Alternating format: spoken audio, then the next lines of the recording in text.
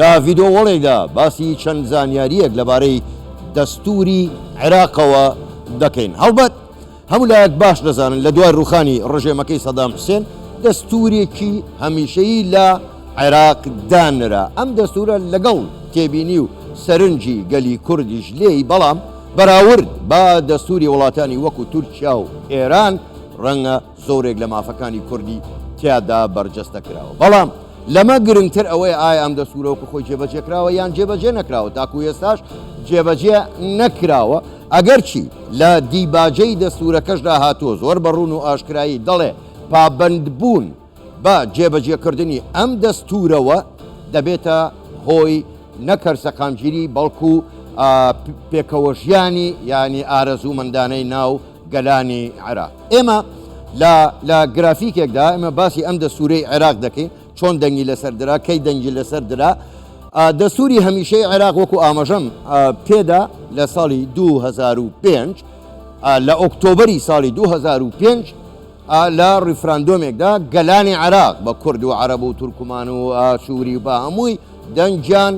لەسەر ئەم دەستورەدا. بەڵام وەکو ئاماژەشم پێکرد بەداخەوە دەستورێک خۆی جێبەجێ نەکرا. دەنگی بەڵێ چەند کەس بە بەڵێ دەنگی بۆ ئەم دەستورە داوە 7,742,916 کەس، ینی لە کۆی خەڵکی عێراق دەنگی بەڵێ بووە بۆ ئەو دەستورە. ژمارەیەکی یەکجار زۆرە، کەواتە دەکاتە چەند؟ دەکاتە ڕێژەی لە سەدا 78.59، ینی تقریبان لە سەدا 79 خەڵکی عێراق دەنگی بەڵێ داوە. دەنگی نەخێر چەند کەس بە نەخێر دەنگی بۆ دەستور داوە؟ 2,109,374 کەس دەنگی نەخێر، یاخود هەر ئەستن دەنگیان پێنەدا لە بیرمان بێ زۆرینەی ئەوانە سون نەبوون. ڕێژەکەی چەند بوو؟ لە سەدا 21.41 خەڵکی عێراق، تەواوی خەڵکی عێراق دەنگی نەخێریان بە دەستورەکەدا. کۆی دەنگدەران ینی کۆی بە بەڵێ و بە نەخێرەوە چەند بووە؟ 9,852,291 کەس دەنگیان پێداوە. بابزانین لە هەرێمی کوردستان کورد ئەو کاتە بۆ دەنگی بەو دەستورەدا بە ئومێدی ئەو بوو کە مافەکانی بەدەست بێنێ. با لە هەولێری پایتەختەوە دەست پێ بکەین، لە 99.36 خەڵکی هەولێر دەنجان بە دەستورەکە داوە، یانی تقریبان لە 100 لە دوهۆک لە 99.13 دەنجان بە بەڵێ بۆ دەستورەکە داوە. لە سلێمانی لە 98.96 دەنجان بە بەڵێ بۆ داوە. لە کەرکووک 62.91 لەوێ دەنجان پێداوە. هۆکاری ئەمەش ئەوەیە ئەو کاتە سونە دەنجان پێنەدا، ینی پێکادەی سونە ئەوان دژی دەستورەکە بوون و دەنجان پێنەدا. ئەگەر بینە سەر مادەکان ئەوانەی کە دەیتوانی ئێستش نەچۆ بچێ دەتوانرێت ئەگەر دەستور جێبەجێ بکرێ زۆر لە کێشەکان چارەسەر بکرێت. یەکێ لەوانە مادەی 140 ینی دەستوری عێراق بە کۆی گشتی هەمووی 144 مادەیە. مادەی یەکەمی دەڵێ چی؟ دەڵێ چی؟ با وەکو خۆی بیخوێنینەوە دەڵێ چی؟ کۆماری عێراق دەوڵەتێکی فیدرالی سربەخۆ و خاوەن سەروەری تەواوە، سیستەمی حکومڕانیەکەی کۆماری پەرلەمانی دیموکراتیە. ئەم دەستورە زامنی یەکگرتووی عێراقە. ئەوە گەر لە دیباجەکە پێ دەڵێ ئەگەر ئیلتیزامی پێوگرانی پابند بێن پێوەی زامنی یەکگرتووی خاشی عێراقە کە دەسەڵاتدارانی عێراق پێوەی پابند نین. مادەکانی تری کە زۆر گرنگە هەتاکو ئێساش ئەمە کێشەی بینی هەولێر و بەغدایە و نایەنەوێت چارەسەریکەن. مادەکانی 111-112 کات باس لە دۆسیەی نەوت دەکات. تا ئێستا عێراق ناهێڵێ یاخود نایانەوێ یاسای نەوت و غاز دەربچێ، بەڵام لە هەرێمی کوردستان یاسای نەوت و غاز هەیە هەر بە پشتبەستن بەو مادە دەستوریە. مادەی 117 لە دەستور چی دەڵێ؟ دەڵێ هەرێمی کوردستان هەرێمێکی فیدرالیە، دەستور دانی پێدادەنێن، واتە لە دەستورە دان با فیدرالیەتی هەرێمی کوردستاندا نراوە. ئەمە ئەو دەستورە هەمیشەیەی عێراق بوو کە ئێمە قسەمان لەسەر کرد و دەنگی پێدرا لە ساڵی 2005. بەڵام ئەوەی کە تا ئێستا بۆتە گرێچۆرە نایەنەوێت ئەم دەستورە جێبەجێ بکەن زیاد لە 55 مادە کە مافەکانی گەلی کوردی تێدایە نایەنەوێت جێبەجێ بکەن. ئێمە میوانێکمان لەگەڵدا دەبێ هەر لەسەر دەستوریش قسە دەکەین لەسەر کێشەکانی عێراقیش ئایا عێراق بەرەوچۆ قسەی زیاتر دەکەین میوانەکەمان زۆر بەڕێز مثال ئالوسی سیاسەتمەدار بەڕێز ئالوسی زۆر بەخێر بێن زۆر سپاس بۆ بەشداریکردنتان لەگەڵمان لەم گەشتەی هەواڵەکانی کوردستان 24 با لە دەستورەوە دەست پێ بکەین ئێمە قسەمان لەسەر دەستوری عێراق بوو بەڕای ئێوە دەستوری عێراق دەستورە هەمیشەیی یەکێک لە دەستورە باشەکانی ناوچەکەیە بەراورد بە ئێران بەراورد بە تورکیا بەڵام نایەنەوێت جێبەجێکەن بۆ نایەنەوێ ئەم دەستورە جێبەجێ بکەن ئەگەر دەستور جێبەجێ بکرایە ئەم کێشانە لە عێراق دروست دەبوون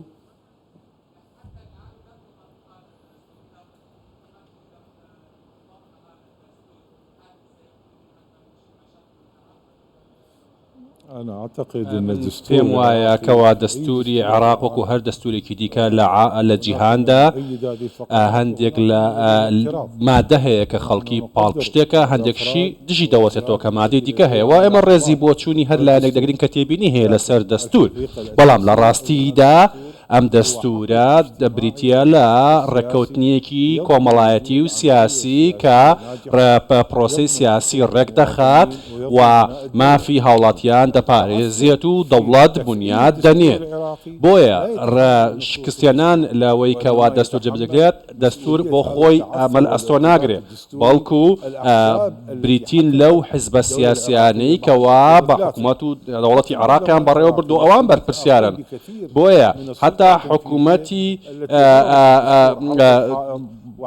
بەشێک لە شێوەکان پەرلەمان کەمتر بەرپرسیاتی بەرز دەکەێت وەکوەی کە حکوومەت کە بە شێوەیە کاریان کردووە لە دەرەوەی چوارچێوەی دەستور بۆیە دەستگرتن بە دەستورەوە بریتە لە تاکە ڕێگەی باشی ئاشتیانە کەوا دەکات پرۆسەی سیاسی سەر بکەوێت ئەم دارودۆخە ناخۆشەی کە ئێستاکە لە بنبەستی سیاسی لە عێراق دروست بووە و عێراق شکستی ناو لە کۆمەڵێک بواری جیاواز بەهۆی بڵاوبوونەوەی میلیشیا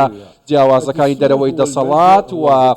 دەستێوەردانی دەوڵەتانی دەرەکی هۆکایەکەی شکست پێێنانی جێبەجێکردنی دەستورە لەلایەن دەسەڵاتی عێراقەوە زۆر باشە بەڕێز ئالوسی ئێوەش ئاماژەتان بە جێبەجێ نەکردنی دەستور کرد چێنەوانی نایەنەوێت جێبەجێ بکردن و مەرامیان چییە لە جێبەجێ نەکردنی دەستور بۆ نایەنەوێت جێبەجێ ببێت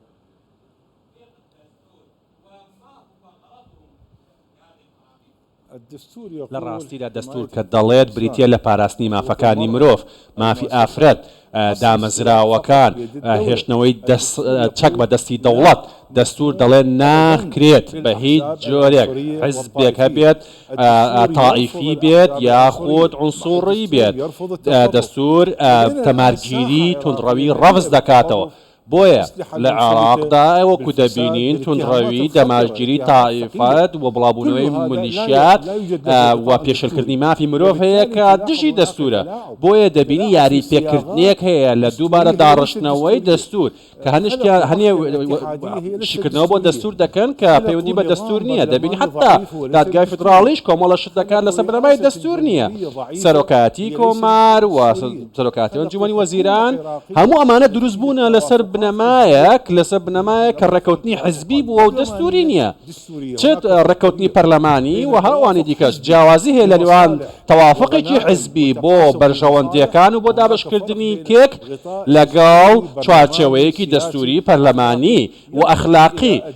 کەوا هەوڵ دەدا دەوڵەتێکی مۆدرن دروست بکات بۆیە ئەوەی کە دەستور ڕەتەکاتەوە فاشیلەکانن کە چەکیان بەدەستەوەی و نانەوێت دەوڵەتێکی یاسا هەبێت لە عێراقدا زۆر باشە بەڕێز ئالوسی بەخۆ دەزانی 9 مانگ بەسەر هەڵبژاردندا تێپەڕی و تا ئێستا عێراق نەیتوانیوە حکوومەتی خۆی پێک بێنێ سەدر کشاوەتەوە لە عەمەلیەی سیاسی بەڵام لە ناو چوارچێوەی هەماهەنگی ئێستا دەوڵەتی قانون بەڕێز مالیکیان جارێکی کە بربژێر کردو بۆ ئەوەی ببێتەوە بە سەرۆکوەزیران خەڵکانی عێراق دوو جار مالیکیان تاقی کردوەوە سەرۆکوەزیران بووە ئەم کێشەی زۆری لەگەڵ کورد دروست کرد لەگەڵ سونە دروستی کرد لە نێو ماڵی شیعەش دروستی کرد پێ دوایە مالیکی بتوانێت حکوومەتێک پێک بێنێ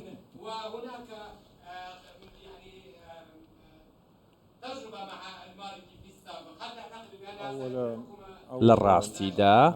یەکەم شت ئەم هەڵبژاردنێکی لە ناکاو پێشوەختە بوو لە سەر بنەمای نزیکەی 800 شەهید لە تشرینەکان هاتە ئاراوە و بە 4,000 کەس بزر بوونەوە بە هەزاران بریندار بوونە دەبۆیە دەرئەنجامەکان لە هەڵبژاردنەکە شتێکی لە دروست بوو بریتی بوو یەک لە سەرسەی پەکخەر بەڕاستی سەدر دەرچوو و ئێمە سەیەکی پەکخەرمان هەیە کە دەیانەوێت ببنە زۆرینە بۆ دەستکەوتەکان بابەتەکە بابەتی دەستکەوت نییە چکەکە بابەتەکە بابەتی دەستکەوت بێت خۆمە ئەمە یاری قمار و ئەوانە نییە باشتر بوو ئەمە قماریان کردایە وەک لەوەی کەوا خوێنی بە هەزاران کەس بڕوا بە فیڕۆ پێم وایە هەر کەسێک مافی خۆیەتی بە مالکیشەوە خۆی هەڵبژێرێ بۆ سەرگۆزیران و حتا سەدام حوسێنش کاتی خۆی هەر مرۆڤێک مافی ئەوەی هەیە کە ناسنامەی عراقی هەیە خۆی هەڵبژێرێ بەڵام ئایا ئەمە منتەقی تایە لۆژیکی تایە من پێم وانییە هیچ لۆژیکێک لەمە هەبێ مالکی خۆی هەڵبژێرێتەوە حتا ئەگەر لەو کاتەی مالکی بێتی بەجۆرێک لە جۆرەکان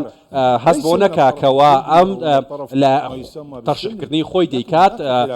کارەساتی لێ دروست دەبێتەوە چونکە ململانەیەکی شیعە هەیە کە بە هیچ جۆرێ قبوڵیان نییە بە تایبەتی سەدرەکان کە مالکی بێتە سەرۆکوەزیران بۆیە ئەگەر ئەو بێت و خۆی هەڵبژێرێت هەندێک لایەن و هەموو خانم و پیاوانە پاڵپشتەکەن وەکو مالکی بەڵام بەشێکی زۆری خەڵکی دیکە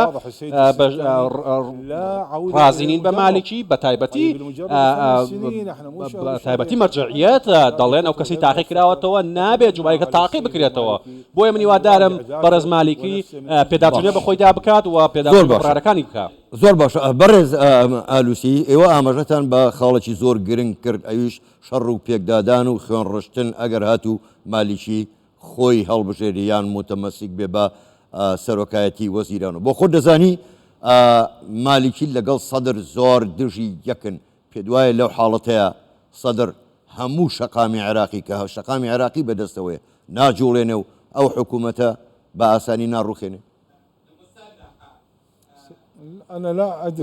من تێ ناگەم هەر کاتێککە من دەبێت بە دەنیشتی بەرز بڵێم ئەم هەڵبژاردنە مبەڕڕێکە بۆ بەشێکی زۆر لەوانی دیکە کە ئەوان ترسیان هەیە نیگەرانیان هەیە ئێمە لە بیرمانە لەگە مالکیە لە سەردەمی مالکیە ململانی ناوخۆیی هەبوو پارێزگا کەوتە دەستی داعشەوە بەشێکی خاکی عێراق کەوتە دەستی داعش لە سەردەمی مالکی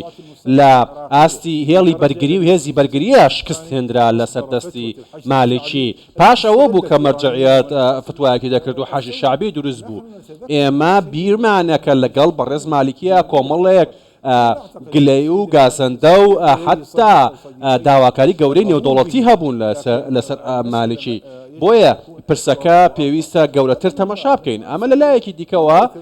چی لە برادرانی کورد لە بیریانە لەسەر مالکی موسڵەکان چیان لە بیرە لەسەر مالکی یاخۆت بەسڕەکان شکست هەبوو لە خزمەتگوزاری شکست هەبوو لە سەردەمی مالکی لەسەر ڕێکەوتنە سیاسیەکان لە پێشکەوتنی وڵات بۆیە پێم وایە هەڵبژاردننی مالکی و دەستنیشانکردنی جۆرێکە لە باڵۆنێکی ئێرانیە وەکو جۆرێک لە تاقیکردنەوە تا باڵۆنێکی ئێرانیە کە تاقیەکرێتەوە زۆر باشە بەڕێز ئالوسی ینی بە بڕۆی ئێوە پێتان وایە پێکنهێنانی حکوومەتی عێراقی لەلایەن چوارچەوەی هەماهەنگیەوە کە خۆشتان ئاماژەتان پێکرد ئەوان ئێستا سەیەکی پەکخەرن نەک سەیەکی زۆرینە ئەمە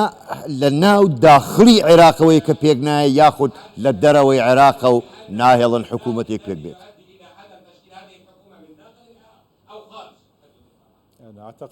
من پێم وایە ئەو ململانەیە لەسەر حکوومەت هەیە پێش ڕاپەڕین و لە ڕاستیدا بریتی بوو لە ململانێکی هەرێمی نێودەوڵەتی تۆ ناکرێت تەوافقێکت هەبێت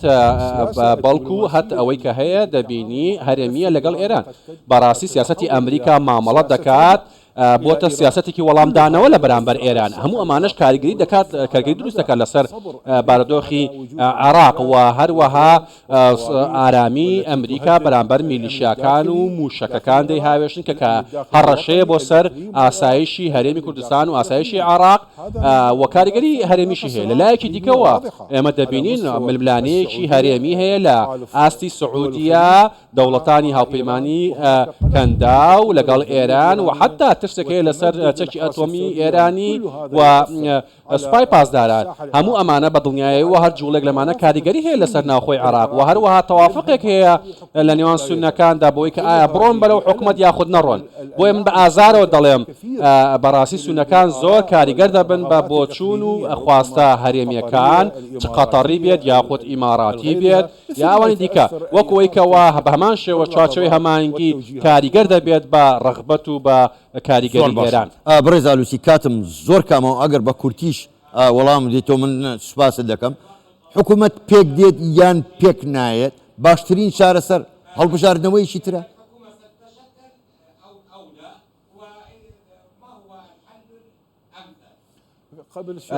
پێش دوو مانگ من لێرە وتم حکوومەت پێک نایەت من پێم وایە ئەو بەهانانەی کەواهان کە چ نیشتیمانی و هەرێمی هەبێت بۆ ئەم حکوومەتە لاوازە چونکە یەک لە سەرسەی پەخەر فێر نەبوون لە دەرئەنجامی شکستیان لە هەڵبژاردنەکان ئێستا پێویستە بڕۆن پێشنیازێکی نیشتیمانی عێراقی دەستوری بکەن بە سنگێکی فراوانەوە لە بڕی ئەوەی بەدوای دابشکردنی کە بن و ملکەز نەبن بۆ ئیرادەی ئێران و ئێرادەی هەرێمی. زۆر باشە زۆر بەڕێز میثال ئالوسی سیاسەتمەدار گەلێک سوپاس بۆ بەشداریکردنتان لەگەڵمان لەم گەشتەی ژووری هەواڵی کوردستان 24 سوپاس بوویەوە شەوتان باش.